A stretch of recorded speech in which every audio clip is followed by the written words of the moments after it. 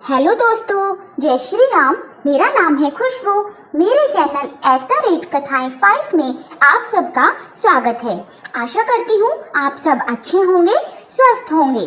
आज मैं आप सबको श्री दुर्गा नवरात्रि व्रत कथा सुनाऊंगी, जो हमें 9 नवरात्रों में 9 के 9 दिन सुननी चाहिए या इस कथा का पाठ करना चाहिए।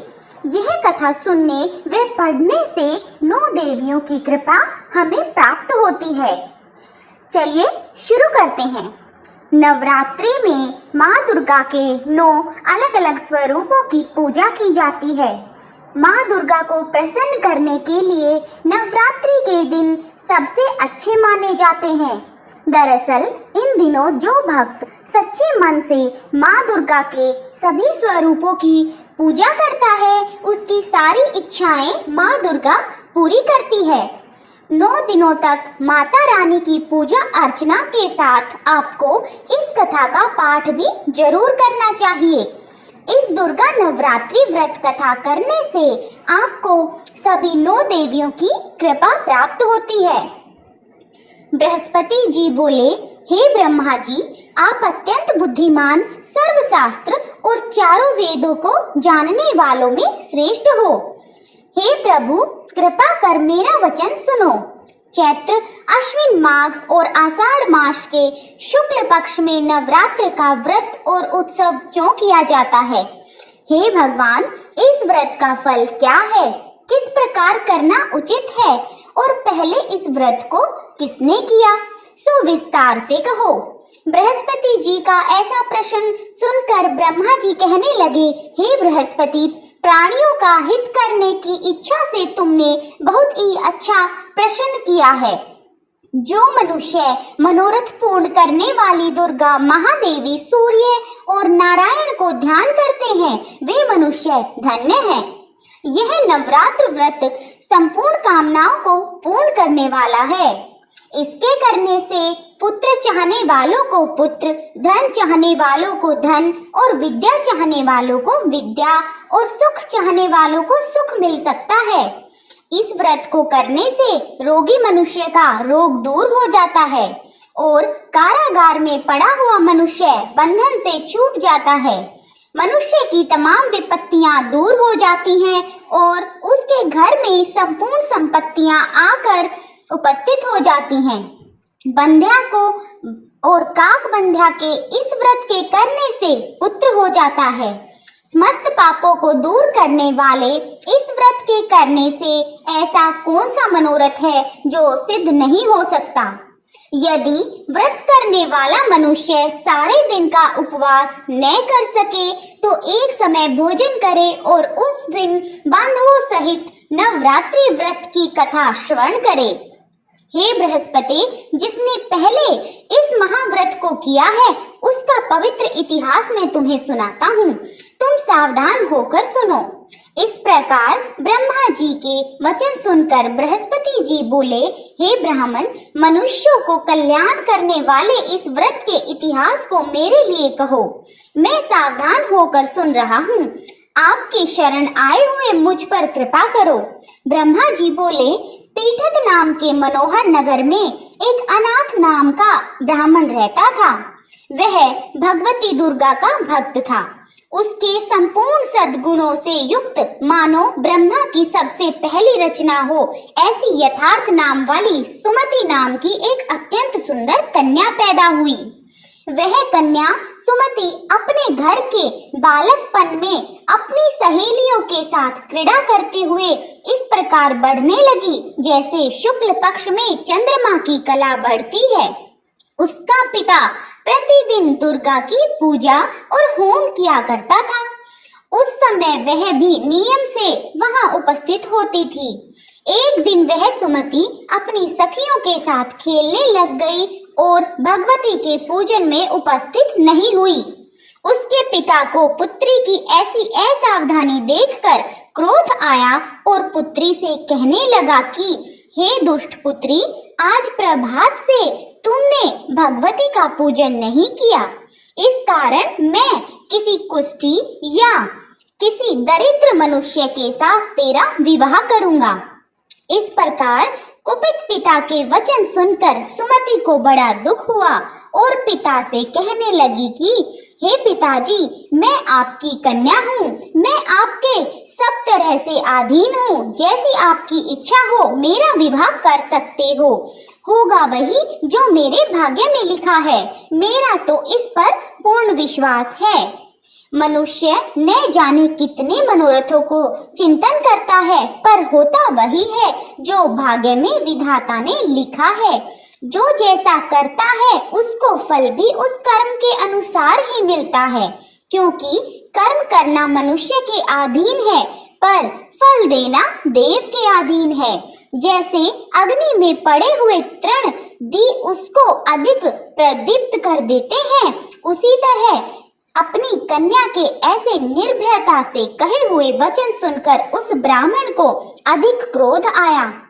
तब उसने अपनी कन्या का एक कुष्ठी के साथ विवाह कर दिया और अत्यंत क्रुद्ध होकर पुत्री से कहने लगा कि जाओ जाओ, जल्दी जाओ, अपने कर्म फल का भोगो करो। देखें केवल भाग्य भरोसे पर रहकर क्या करती है। सब प्रकार से कहे हुए पिता के कटु वचनों को सुनकर सुमति अपने मन में विचार करने लगी कि अहो, मेरा बड़ा दुर्भाग्य है जिससे मुझे ऐसा पति मिला। इस तरह अपने दुख का विचार करती हुई वह सुमति अपने पति के साथ वन चली गई और भयानक वन में कुशा युक्त उस स्थान पर उन्होंने वह रात बड़े कष्ट से व्यतीत की। उस गरीब बालिका की ऐसी दशा देखकर भगवती पूर्ण पुण्य के प्रभाव से प्रकट होकर सुमति से कहने लगी कि हे ब्राह्मणी, मैं तुम पर प्रसन्न हूँ, तुम जो चाहो वरदान मांग सकती हो, मैं प्रसन्न होने पर मनोवांछित फल देने वाली हूँ। इस प्रकार भगवती दुर्गा का वचन सुनकर ब्राह्मणी कहने लगी कि आप कौन हैं जो मुझ पर प्रसन्न हुई हो, यह सब मेरे लिए कहा और अपनी कृपा दृष्टि से मुझ दासी को कृतार्थ करो।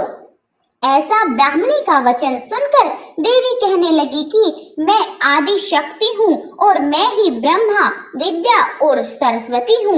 मैं प्रसन्न होने पर प्राणियों को दुख दूर कर उसको सुख प्रदान करती हूँ। हे ब्राह्मणी, मैं तुम पर तेरे पूर्व जन्म के पुण्य के प्रभाव से प्रसन्न हूँ। तुम्हारे पूर्व जन्म का वृतांत सुनाती हूँ, सुनो। तू पूर्व जन्म में निषाद भील की स्त्री थी और अति पतिव्रता थी। एक दिन तेरे पति निषाद ने चोरी की। चोरी करने के कारण तुम दोनों को सिपाहियों ने पकड़ लिया और ले जाकर जेल खाने में कैद कर दिया। उन लोगों ने तेरे को और तेरे पति को भोजन भी नहीं दिया।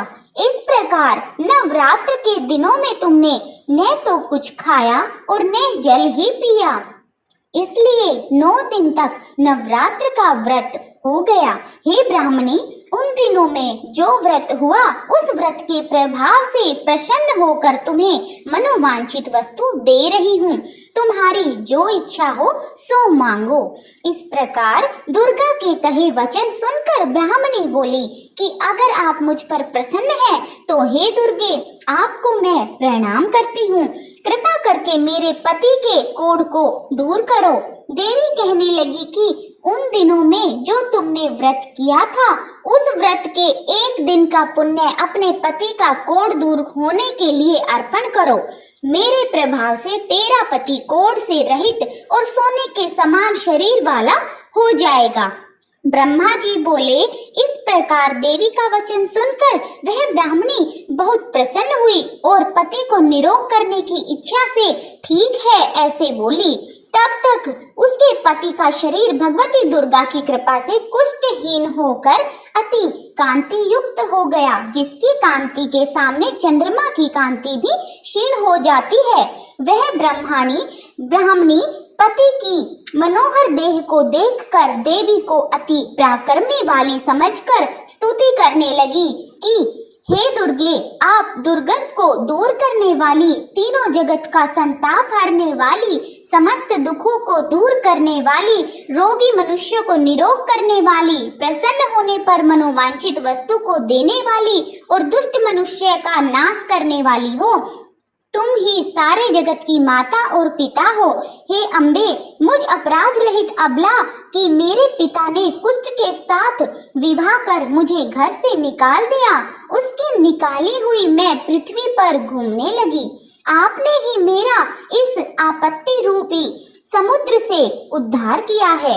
हे देवी, आपको मैं प्रणाम करती हूँ, मुझ दीन की रक्षा करो। ब्रह्मा जी बोले कि हे बृहस्पति, इसी प्रकार उस सुमति ने मन से देवी की बहुत स्तुति की। उससे की हुई स्तुति सुनकर देवी को बहुत संतोष हुआ और ब्राह्मणी से कहने लगी कि हे ब्राह्मणी, तुम्हारे उद्यायल नाम का एक अति बुद्धिमान, धनवान, कीर्तिवान और जितेंद्रिय पुत्र शीघ्र ही होगा। ऐसा कहकर वह देवी उस ब्राह्मणी से फिर कहने लगी कि हे ब्राह्मणी, और जो कुछ तेरी इच्छा हो वही मनोवांछित वस्तु तुम मांग सकती हो। ऐसा भगवती दुर्गा का वचन सुनकर सुमति बोली कि हे भगवती दुर्गे, अगर आप मेरे पर प्रसन्न हैं तो कृपा कर मुझे नवरात्रि विधि बताइए। हे दयावती, मैं जिस विधि से नवरात्र व्रत करने से आप प्रसन्न होती हैं, उस विधि और उसके फल को मेरे लिए विस्तार से वर्णन करें। इस प्रकार ब्राह्मणी के वचन सुनकर दुर्गा कहने लगी कि हे ब्राह्मणी, मैं तुम्हारे लिए संपूर्ण पापों को दूर करने वाली नवरात्र व्रत विधि को बतलाती हूँ, जिसको सुनने से तमाम पापों से छूटकर मोक्ष की प्राप्ति हो जाती है।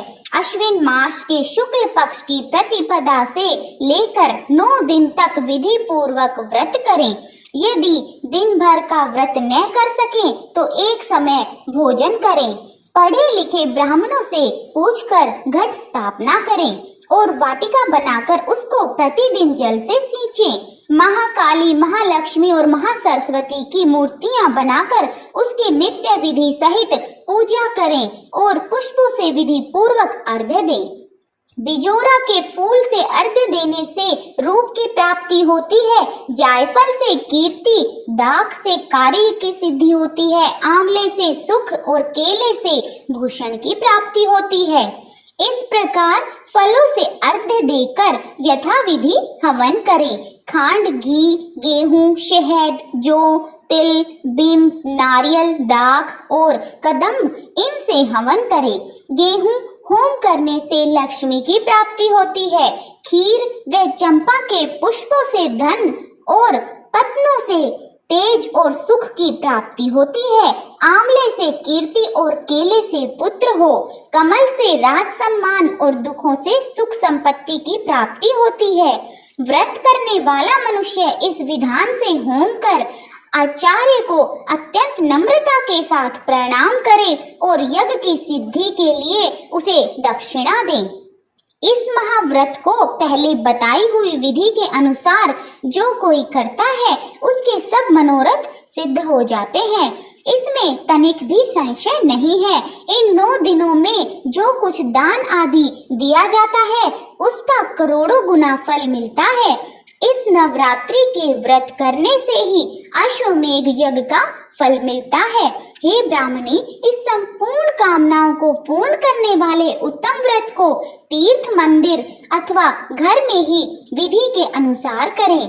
ब्रह्मा जी बोले कि हे बृहस्पति, इस प्रकार ब्राह्मणी को व्रत की विधि और फल बताकर देवी अंतर्ध्यान हो गई। जो मनुष्य या स्त्री इस व्रत को भक्ति पूर्वक करता है वह इस लोक में सुख पाकर अंत में दुर्लभ मोक्ष को प्राप्त होता है। हे बृहस्पति, यह दुर्लभ व्रत का महात्म्य मैंने तुम्हारे लिए बतलाया है। ऐसा ब्रह्मा जी के वचन सुनकर बृहस्पति जी आनंद के कारण रोमांचित हो गए और ब्रह्मा जी से कहने लगे, हे ब्रह्मा जी, आपने मुझ पर अति कृपा की, जो अमृत के समान इस नवरात्रि व्रत का महात्म्य सुनाया। हे प्रभु, आपके बिना और कौन इस महात्म्य को सुना सकता है। ऐसे बृहस्पति जी के वचन सुनकर ब्रह्मा जी बोले कि हे बृहस्पति, तुमने सब प्राणियों का हित करने वाले इस अलौकिक व्रत को पूछा है, इसलिए तुम धन्य हो।